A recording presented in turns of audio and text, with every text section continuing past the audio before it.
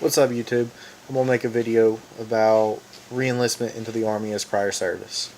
I came off active duty in 2013. I spent a few months in reserves.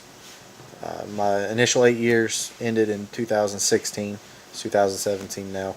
Before I started the process, I was trying to look up videos on what all entailed of re-enlisting as prior service, going back on active duty and seeing what all I needed to do, what all I needed to have. I found my DD-214. I took it to a recruiter's office. They said I had RE code of 1, which made me eligible for re-enlistment.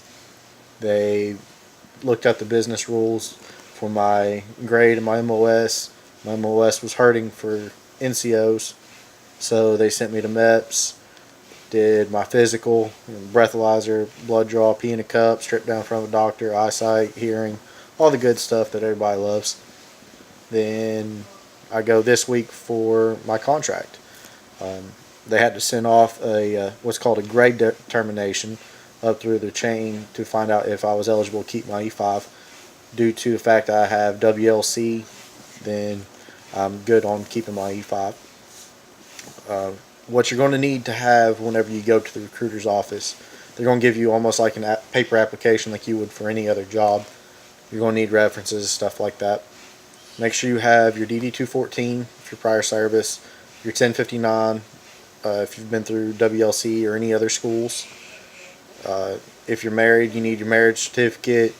You need your spouse's birth certificate, social security card. If you've got kids, you need their birth certificate, social security card, a copy of your spouse's driver's license, your driver's license, your birth certificate, social security card.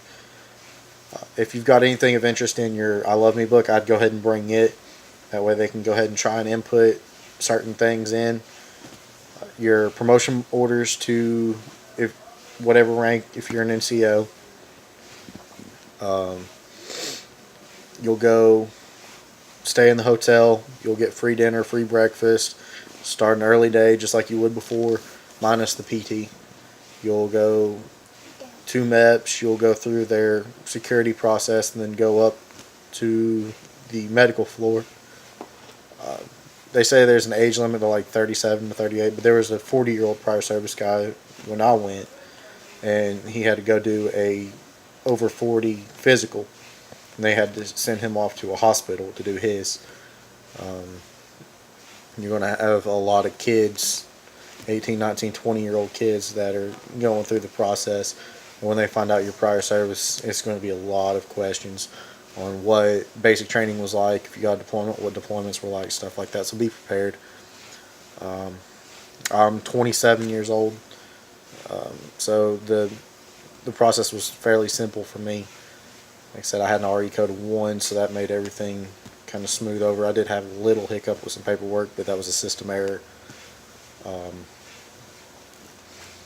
Make sure that you try and find, if you're prior service, try and find your last unit's staff duty phone number, the name of your supervisor, the address of your unit,